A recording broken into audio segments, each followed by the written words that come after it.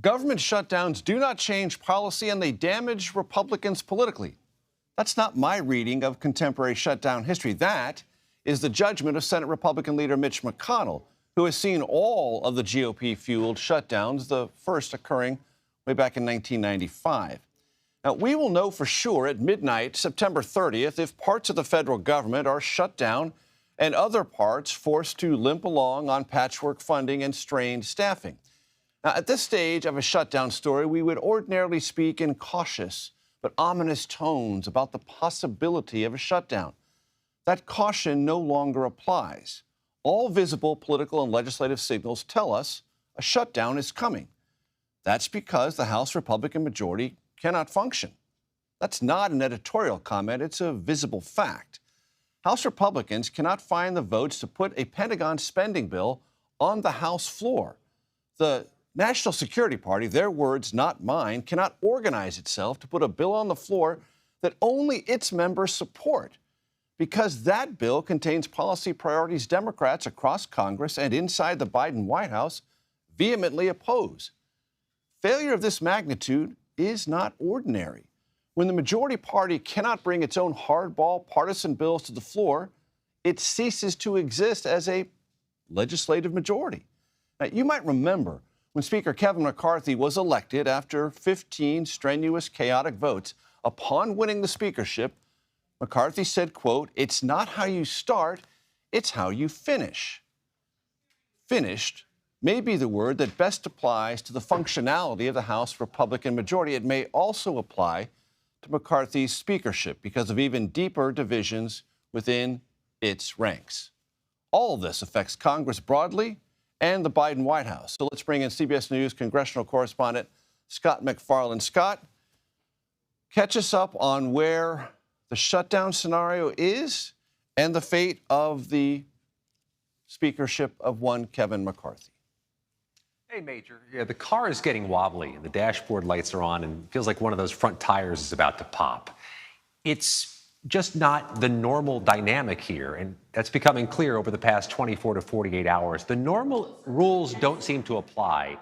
It's not so much a standoff at this point inside the Republican House Conference about budget lines, numbers, policy riders. That's traditionally what's behind these congressional standoffs. It's a much more pernicious issue that's developing. There is a disorientation and a disintegration of some of the relationships inside the House Republican Conference. It is clear, it is visceral, it is unequivocal. Relationships are fracturing. We know this after a vote failed yesterday, a very traditionally easy vote to pass, failed yesterday, when different factions of the House Republican Conference came outside to the Capitol steps and give impromptu news conferences trashing each other. And we heard it today from some of the rank and file and some of the Freedom Caucus members who are questioning the leadership abilities of Speaker Kevin McCarthy. Take a listen to what Congressman Matt Gaetz of Florida, perhaps McCarthy's most vitriolic critic inside the conference, had to say to us earlier this afternoon. I'm not asking for anything that's different or unsuspecting. I'm asking for him to comply with the deal we made. And if we're unwilling to use all the tools to force that compliance, then that doesn't just make the Speaker look unserious and the House look unserious, it would make us look unserious, those of us among the House conservatives who want this place to operate in a more open and honest way. And two dynamics worth emphasizing here, Major. First of all, Congressman Gaetz says there are now multiple motions to vacate circulating inside the U.S. House Republicans, which is that parliamentary technique in which they could try to call for Kevin McCarthy's job. Multiple motions are circulating. What's more, some of the moderate New York Republicans tell me they're now having conversations with Democrats about a possible third-way exit strategy. If that were to come to be, it would be a circumventing of Speaker Kevin McCarthy. He really could have his days numbered if that happens. And let's drill down on that ever so briefly, Scott, this idea of a bipartisan coalition that ignores Speaker McCarthy's efforts to pull together House Republicans and just tries to show that, hey, here's a majority that can pass something, and that majority, if given a chance, can do that. If you circumvent leadership, you very fundamentally show leadership either isn't necessary or might have to change. That's just one of the fundamental realities of politics. But it's also reflective of the actual reality of this legislation.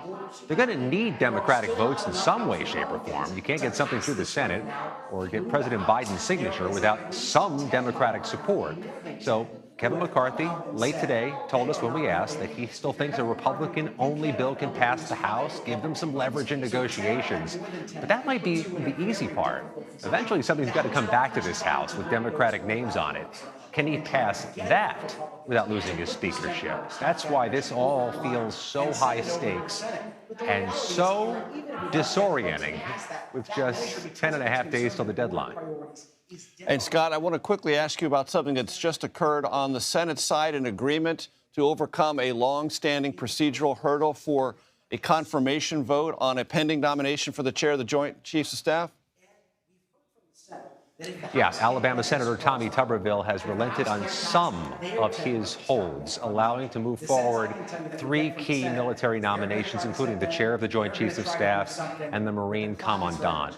He's still going to persist in his hold on the dozens of other military nominations, but it gives some oxygen to the confirmation process, but also gives Tommy Tuberville another platform and megaphone to which he can make his concerns known about the Pentagon's abortion policy, allowing for time off and travel reimbursements for some service members who seek abortion services from states that don't permit them.